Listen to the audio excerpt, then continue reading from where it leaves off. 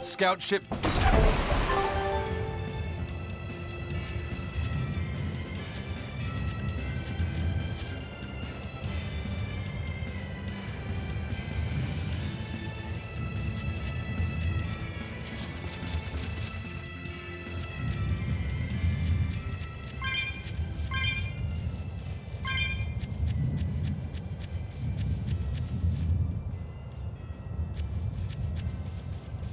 Here!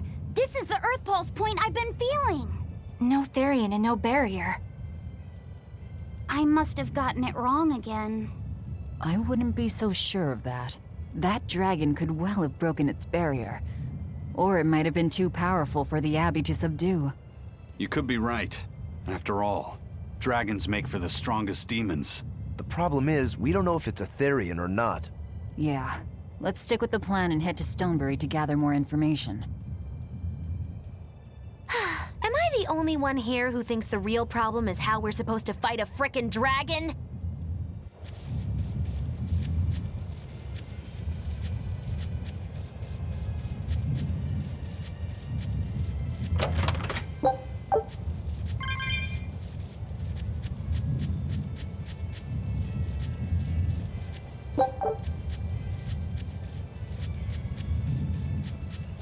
I can't wait to take a good look around.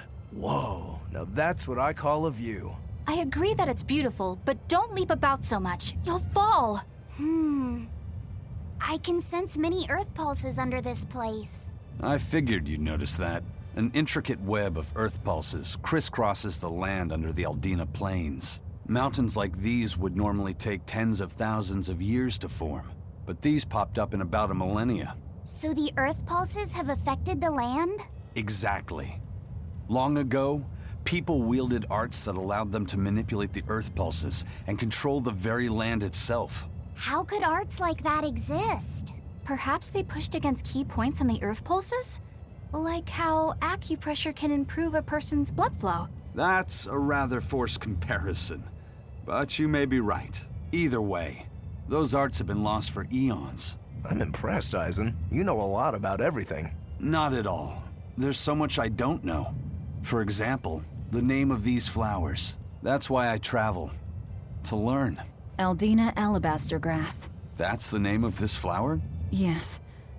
A long time ago, my brother showed me a picture of it in one of his books. They're fragile flowers. They die quickly on their own, but if enough of them gather together, they can survive. Fields of them form beautiful white carpets of flowers. In some cultures, they symbolize kinship, the bonds between people. Kinship. Huh. I'll remember that.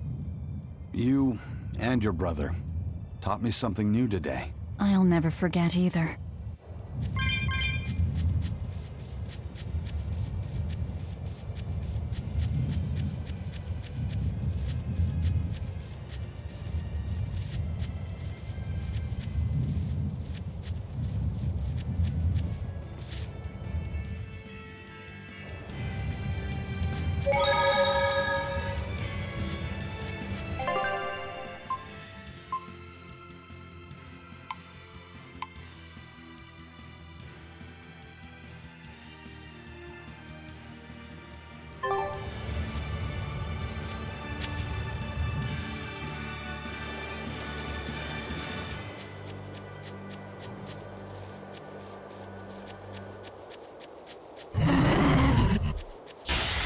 Let's do our best! Slow down!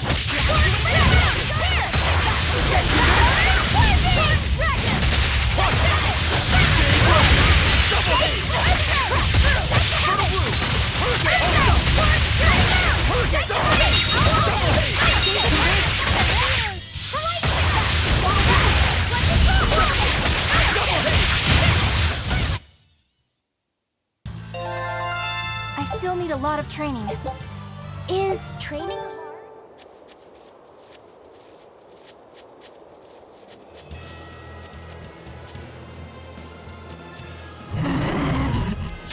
Let's do our best! Gaze upon my slow down!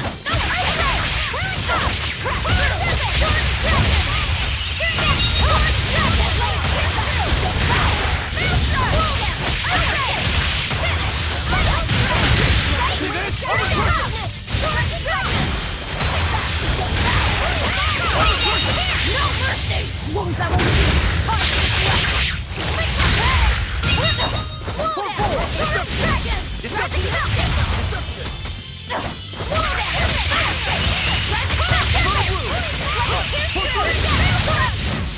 won't get any pity or compassion from me.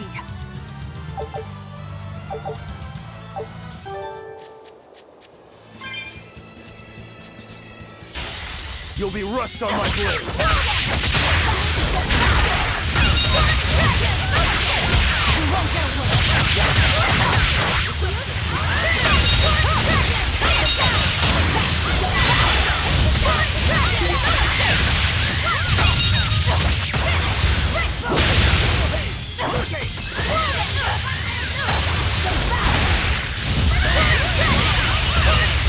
Is that all you got?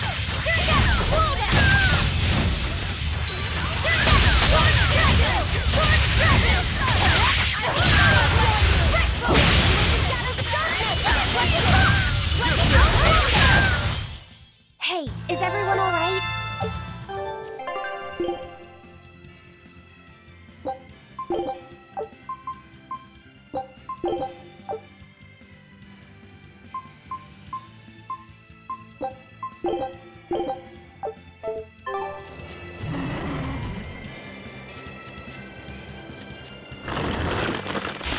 I'll end this quickly.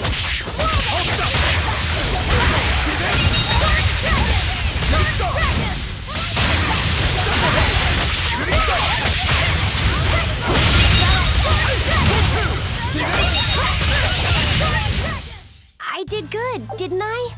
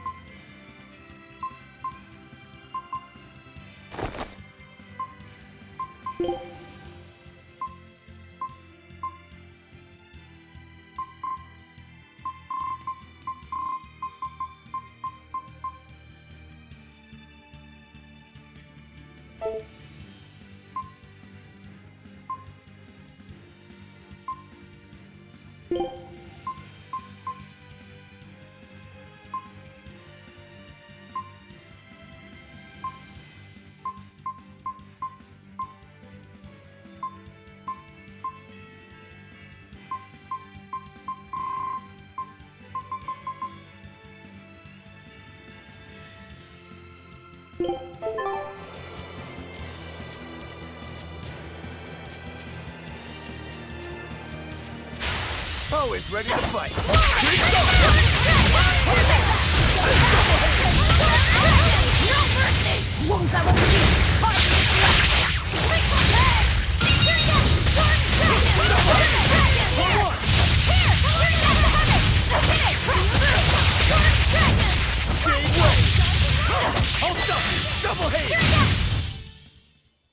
Not bad. You too.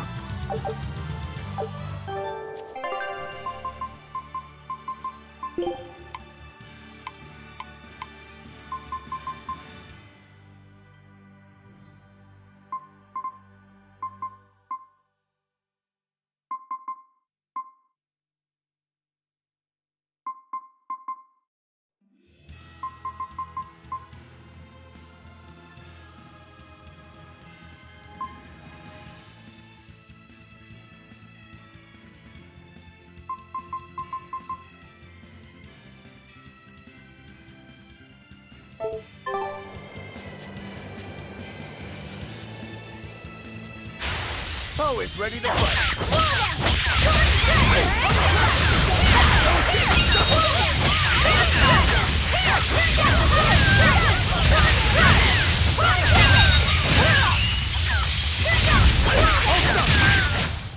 They were nothing.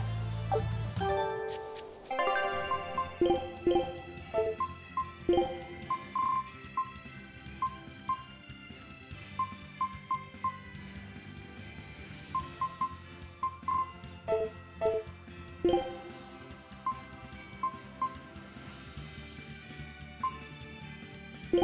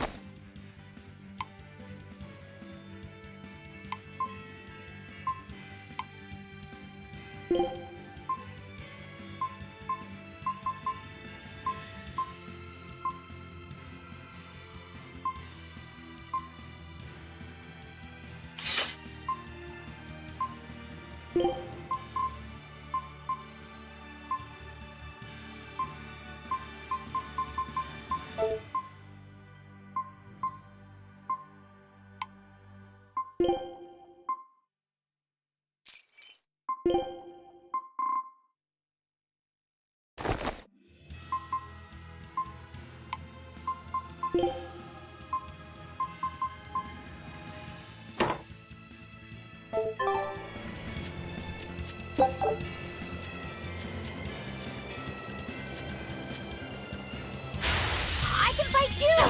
Slow down! Running down!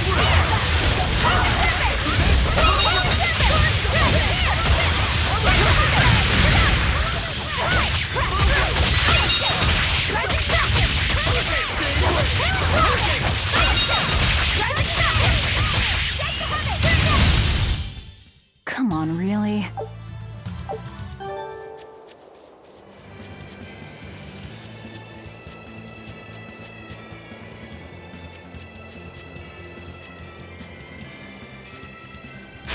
You'll be rust on my blade.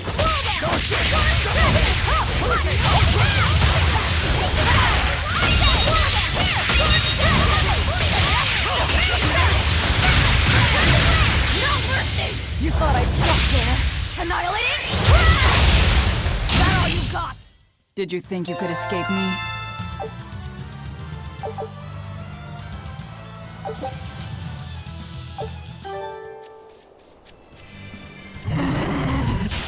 I'm ready for this.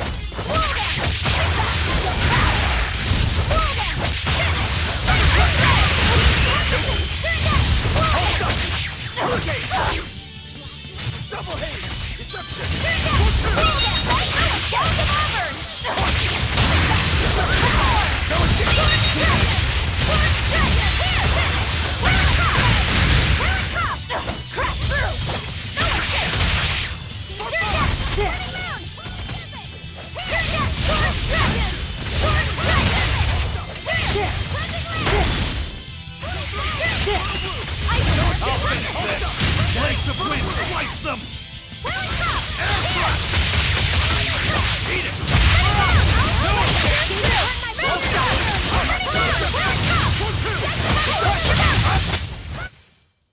Is this also part of the Reaper's curse? It's an angel's blessing as long as we win.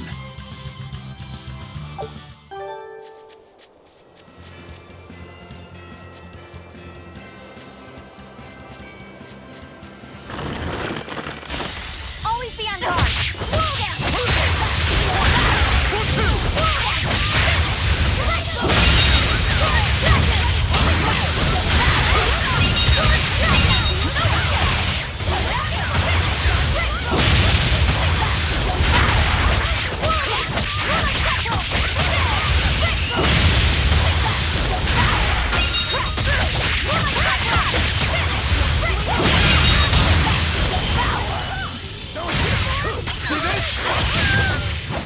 We won, right?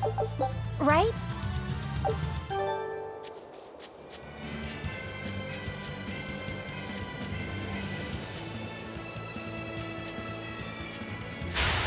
You'll be rust on my blade.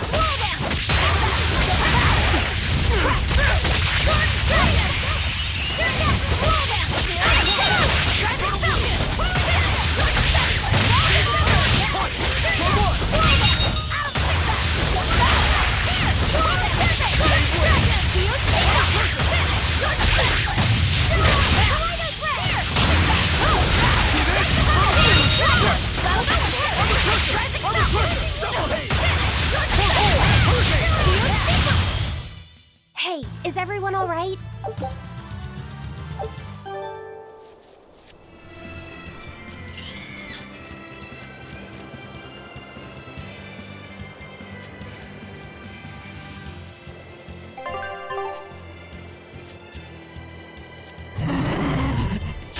You better be ready. Slow down!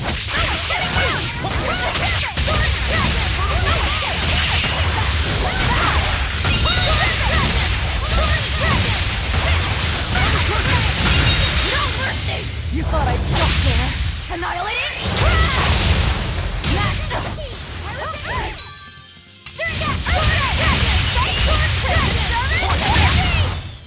I unleashed all my power. Maybe I overdid it.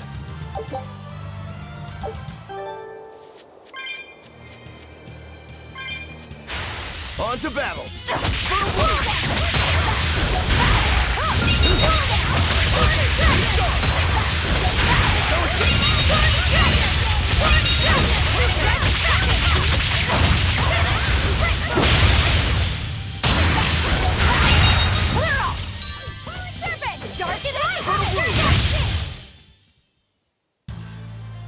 Are you hurt?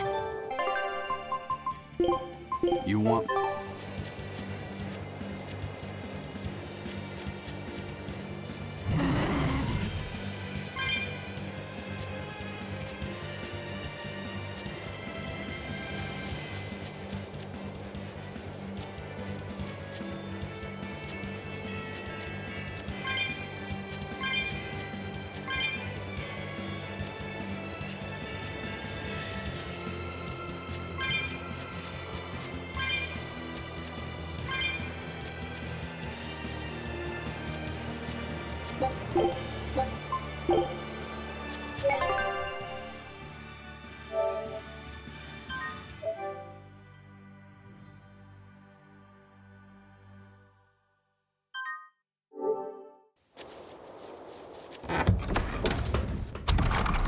All right, if I were a Bloodwing, where would I be? We'll start at the inn.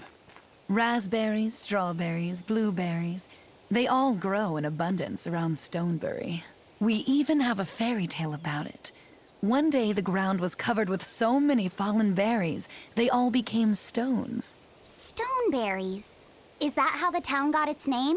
The spelling has changed some, but yes, berries are an important part of this village. We harvest local berries to make jams, pastries, gels, and all sorts of sweets. Berry-flavored gels! I've never had one. We've exported our jam and fruit for a while now, but our raspberry gels are still being perfected. Aw, rats. Are the vegetables growing in that field special too? I don't think I've ever seen anything like them before. You've got sharp eyes. But that's right. They're a rare species of wild potato. They're red and they're called radish bells. We discovered them in the mountains nearby. Sadly, the potatoes are actually highly poisonous. Really? But they look so good. They do, but the skin and the sprouts are toxic. If you aren't careful when removing them, it's Poisonville for you. Deadly poison aside, they're sweet, fluffy, and go great with butter. And when they're fried nice and crispy, they're the best. So just skin them and sell them. What's the problem? Yes, we've thought of that, but the way they are now, you have to peel off quite a bit before you get to the edible part. Peel one as big as your fist, and all you get for your trouble is a bit of meat the size of an egg yolk. That's why we're selectively breeding them. One day, they'll have only a thin layer of poisonous skin. Why not breed them to get rid of the poison altogether? With no poison, bugs will eat them, and they'll be more vulnerable to cold and heat. With potatoes, as with people, getting rid of everything harmful isn't always for the best.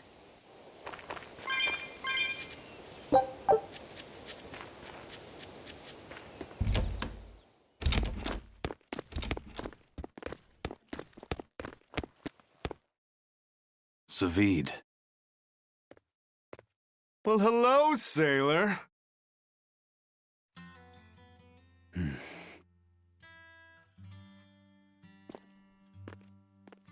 Are you waiting for someone? Nope. Just saying a prayer for someone. Someone? Let's go. Clearly, there aren't any bloodwings here. You're just going to leave? I'm right here. Everybody has times they need to be alone.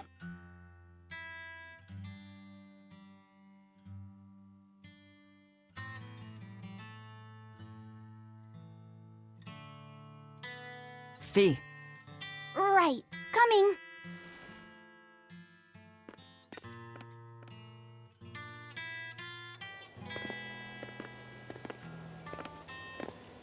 What do you think he was praying about?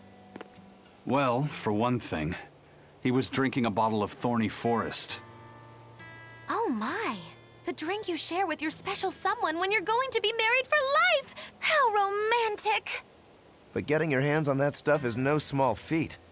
I can only hope I'll get a chance to taste it someday. That must have had an important meaning for Savid. That's why you left him alone. Don't read too much into it. You're Velvet, right? Ah, you must be the one who's seen the demon we're after. We saw a big snake-looking dragon fly over on the way here. Is that what you saw too? Yes, that's the one. It nests at the top of the mountain in Aldina Plains. We went to look ourselves. No dragon.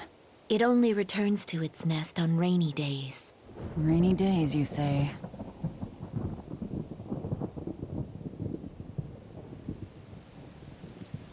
Oh, just look at what you went and made the weather gods do. This doesn't bode well. Not at all. Thanks. We'll give it another shot.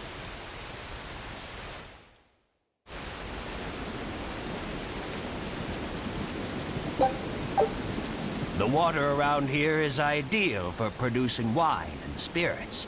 I've been thinking about fermenting something new. What will you make? This region's specialty is berries, so a berry wine? But the chilly air and level of humidity here should be just right for making an amber draft, don't you think? Considering the geography around here, the water must contain a high mineral content. If you use it to make a rice wine, the taste will be unique.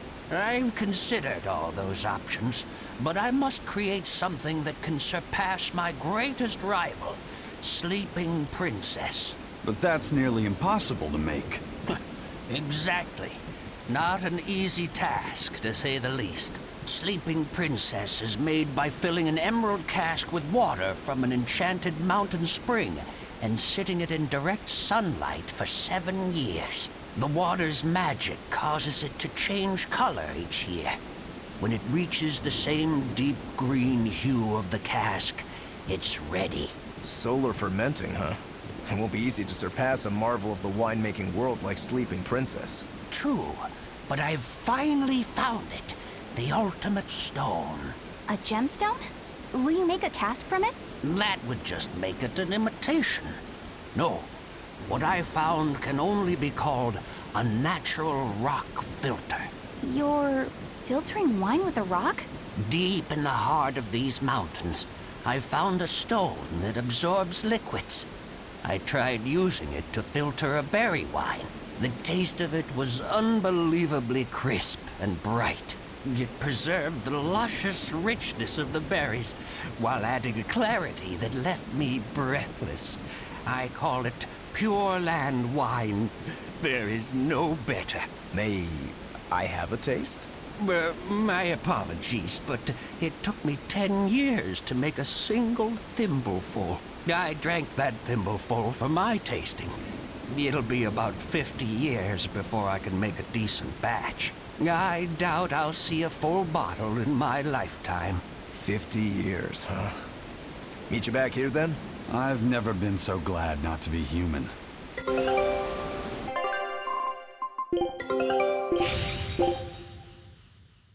Scout.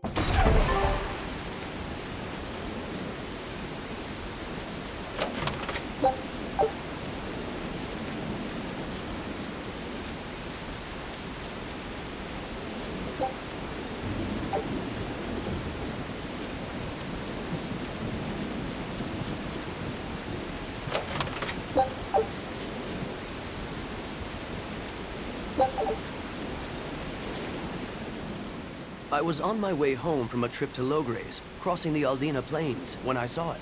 Rain was pouring as if from buckets, and the wind was so strong I could hardly stay on my feet. From the vast darkness of the sky, a monster of tremendous size descended, like the essence of the storm itself. A huge flying demon? At that moment, a group of exorcists leapt out from their hiding spots and began to battle the demon beast. But it met their swords with its fearsome horns, and a swipe of its tail threw the noble exorcist's back. Horns? And a tail? Where did the demon go? I couldn't tell you. I was so frightened, I ran away and never looked back. I hope the Abbey can get rid of it, but the beast took out 3 exorcists with a single blow. Come to think of it, another person was there too. He faced the demon and told it to stop. Zavid. If you're going to the Aldina Plains, you'd better be careful.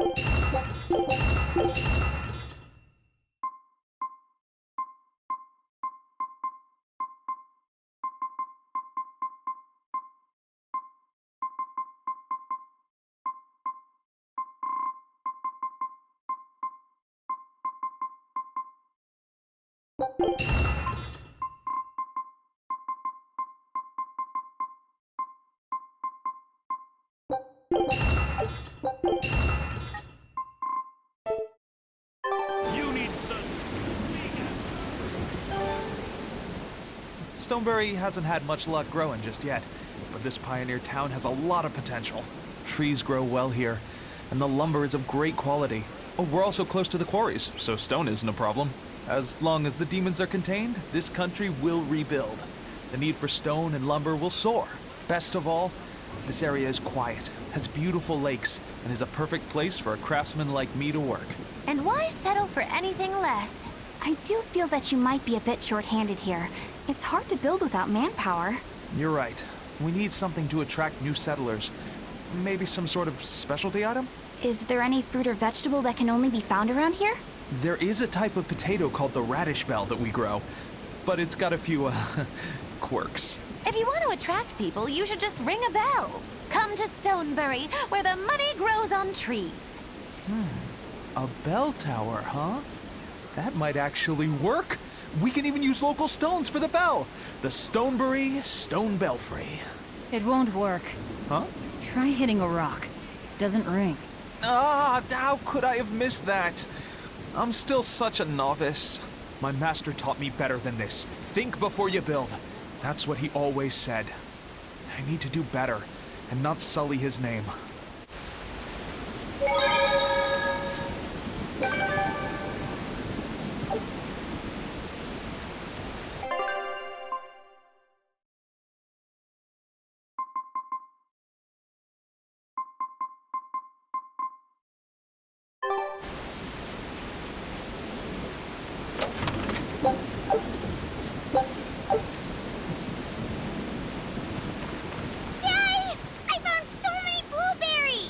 What are you gonna do with all those? Make jam? I'm going to feed them to my chickens. That way they'll lay eggs with purple yolks. What? You know that won't work, right? It sure will. The color of yolks change depending on what a hen eats. My grandma taught me that. Actually, we always feed our chickens corn. Is that why their yolks are yellow? What are you gonna do with purple eggs anyway? Tourists are coming from the capital again, right? I bet they've never seen purple eggs, so I figure I could sell them for a lot. Maybe I can even make our village famous! You've thought this out, but will they really sell? You know what they'd make, right? Purple fried eggs, purple omelets, purple egg fried rice. Ugh. Hey, would you want to eat a purple omelet? Strange things sell, right? You don't have to be so mean just because you can't think of a better idea. Oh, sorry. Here, let me help you. Fine. Go catch a whole barrel full of jewel beetles. If we feed them to my chickens, We'll get eggs with yolks like shining jewels! I really wouldn't want to be your chickens, but... okay. What a carefree village. But you know, this is what really makes humanity amazing to me. Attempting the impossible. Reaching for the stars, just as a matter of course. Aye. Though we may stumble countless times on our way, we can achieve anything we put our minds to. Attempting the impossible, huh? That's all well and good, but there are some lines that should never be crossed. Purple eggs. Blech.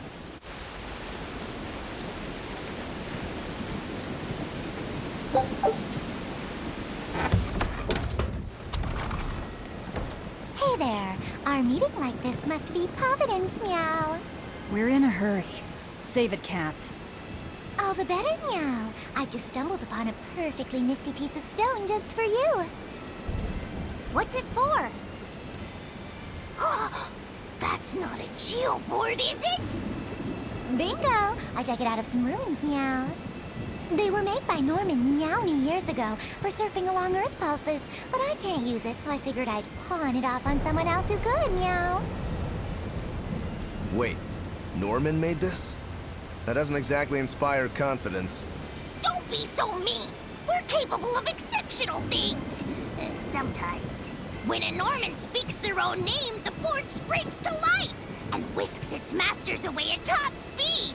They'll even plow right through weak demons. You can say it's our masterwork, even if we sorta stumbled on it by accident. Huh. Well, then I apologize. So we can ride this as long as we have Bienfu with us, right? Well, kind of. Do you have to use your true name to activate it? Not my true name, no. My Norman name. Wouldn't that just be Bienfu? No. Norman have a separate name that goes something like Norman so-and-so. It's almost more a title than a name. Often the name has something to do with what they're good at. Something like attack, or chain, or aqua. Right. You could say names like Bienfu and Grimoire are more like stage names. I actually don't know Bienfu's Norman name, but I can't wait to find out. What is your name, Bienfu? Come on, out with it. We're in a hurry. Norman Brave. Whoa, look at that! Wait, Bienfu. Your Norman name is Brave? That is so deliciously absurd! Why do you think I've never told you before, Behead? At least the board works, meow. And if we get on this board, it'll move us around? Well, about that. The board propels itself by pushing against Earth pulse flows. To do that, the board needs information on the flows, but this one here's a completely blank slate, meow. First, you need to find the geotrees in each area. They serve as a conduit between the surface land and the Earth pulses, meow.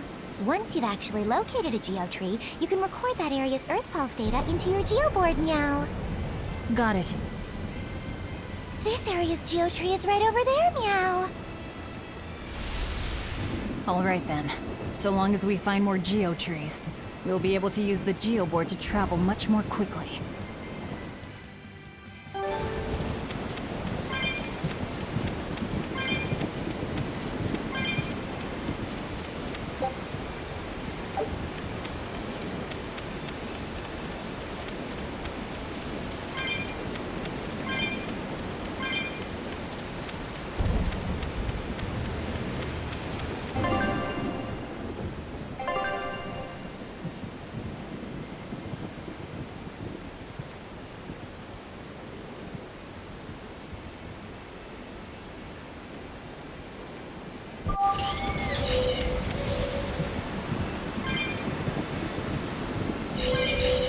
Well, that's going to come in handy. Yeah, and it's a lot of fun to ride, too. I could get used to this. I'm so worn out. I feel like I had to sprint the whole way here. Huh. It seems like operating the board saps a lot of energy from Bienfu. Even still, this board gives us a strategic advantage. Brave here will just have to bear a little exertion now and then. Yeah, Brave. Buck up. I believe in you. Be brave. Ah! Stop calling me that!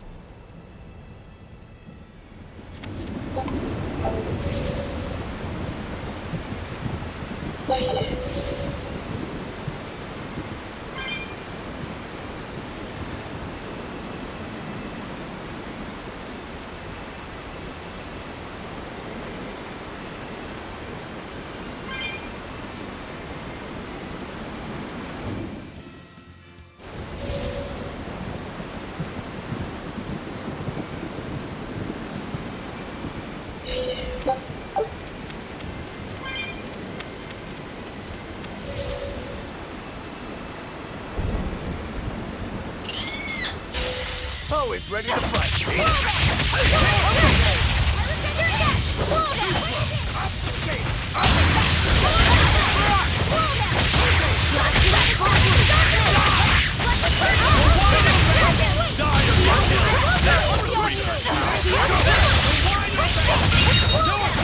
Place of wind. You won't get any pity or compassion from me.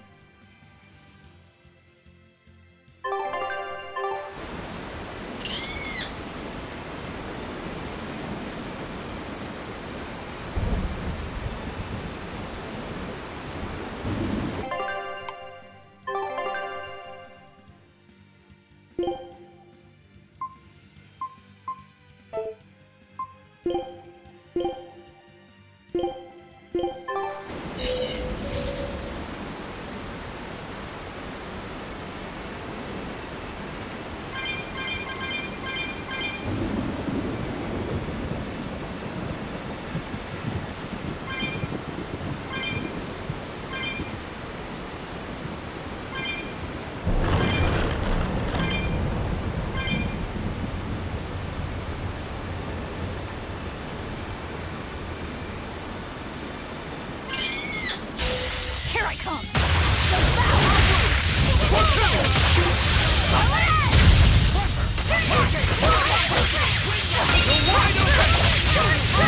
Place of wind. Fight them. Die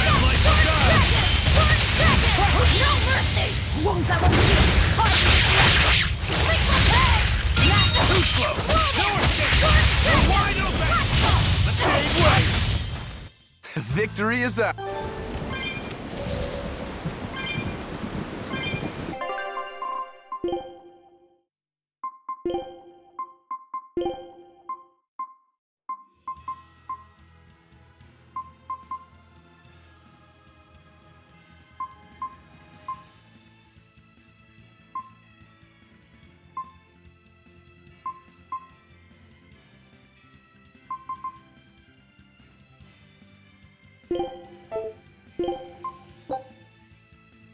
Food's ready. It's nothing special.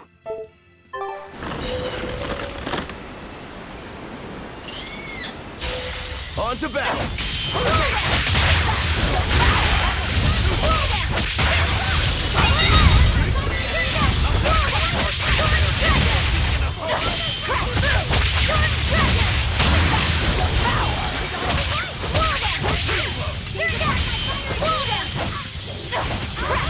Kindle a beacon of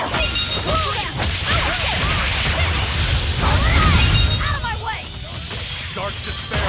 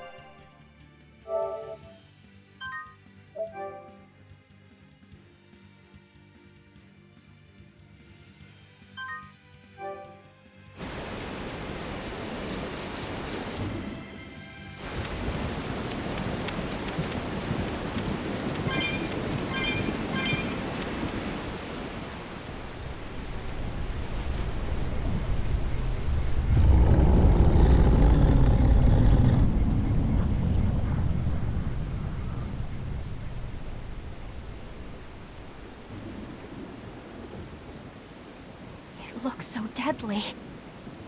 And just check out how much malevolence it's putting out. Which means it's not a Therian. Let's retreat.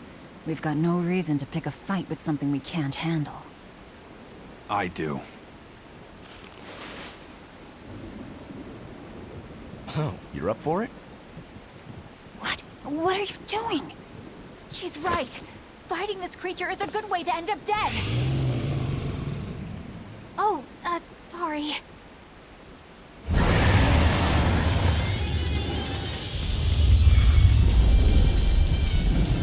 Well, no turning back now.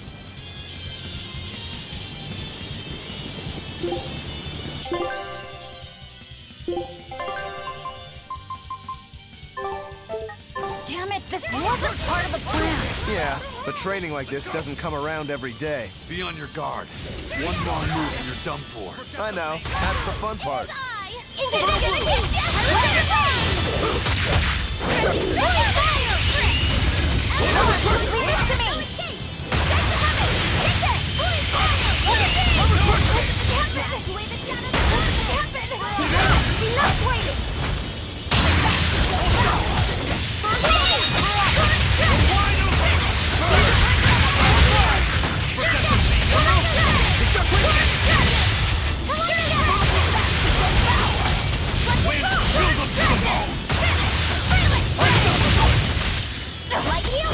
I'll stop you!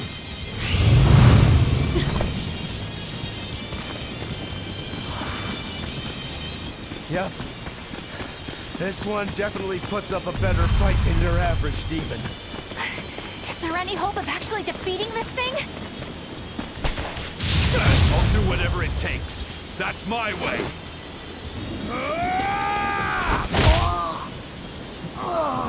Sabine! Yeah. I see you're out for blood, as usual. You knew, didn't you, Eisen?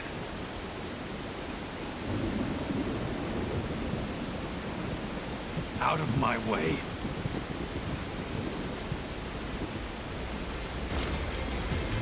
What? Are you protecting the dragon? She's not a dragon! Huh? Back off, or I'll make you back off.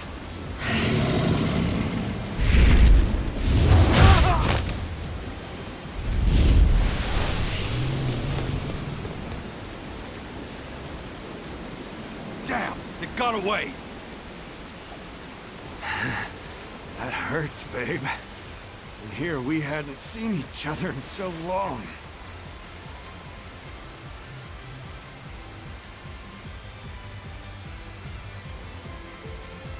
Hold it.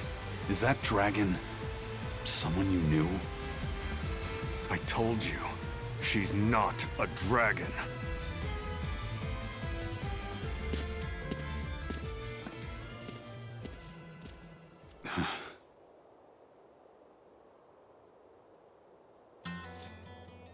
So, it seems old Check Out My Pecs and the dragon have some kind of close ties. Did I hear you right? We're talking about a dragon here. I know what I said. But how could that be? When Malachim are tainted by malevolence, a dragon is what ultimately results. So you're saying that dragon was a Malak Zavid once knew? She must be who he was praying for back in town. Yeah, most likely. But do Malachim put out malevolence like humans do? No, not by themselves they don't. But if one remains in contact with humans or demons who do, it will eventually taint her, and she will become a dragon. What about you, kiddo? You feel anything weird after you got thrown into the Earth Pulse at the Empyrean's throne? I did, yeah. Can't say I'm surprised. The air there was thick with malevolence being sent on its way to Enominat. If I'd stayed there, I might be a dragon too. Is having a vessel not enough to prevent a Malak from transforming? A vessel can reduce the effect, but not eliminate it. By stripping their Malachim of consciousness, the Abbey exorcists seem to be able to inhibit the transformation. But nothing in this world is guaranteed. Can a dragon ever be changed back into a Malak? Nope. Just like with demons, there's no going back. Do they still hold on to some part of who they were? You saw that dragon. What do you think? Well, that's... But Zavid still won't kill it. Must be his creed at work. Eisen, listen. Whatever business you and Zavid have with that dragon, I don't care. Do what you have to. But I won't tolerate you getting the rest of us involved in it again. Do I make myself clear? You've got it. Good. Now, let's get back to the Therian hunt. We'll regroup in Titania.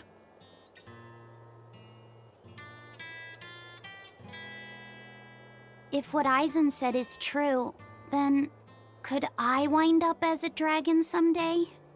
Or Eisen too? I don't know.